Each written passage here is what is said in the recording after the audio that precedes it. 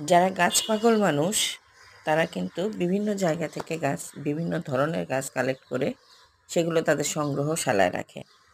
আর এটা হচ্ছে আমার ছোট্ট গাছের মিউজিয়াম, আমার ২টা চুল বারান্দা, যেখানে আমি অনেক গাছই হচ্ছে বিভিন্ন জায়গা থেকে কালেক্ট করি। রাস্তায় হাঁটতে গেলে দেখি, কারো বাসায় গেলে দেখলে সেখান থেকে আনি।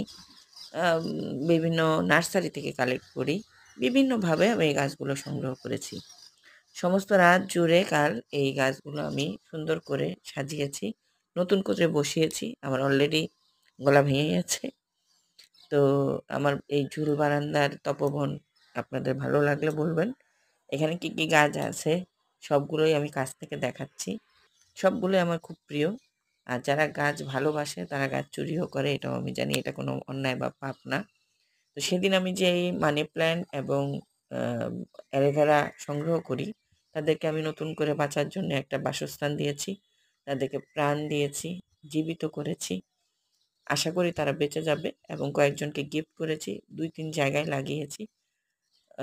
কিছু রেখে দিয়েছি স্টকে। এই হচ্ছে আমার সব অ্যালোভেরা।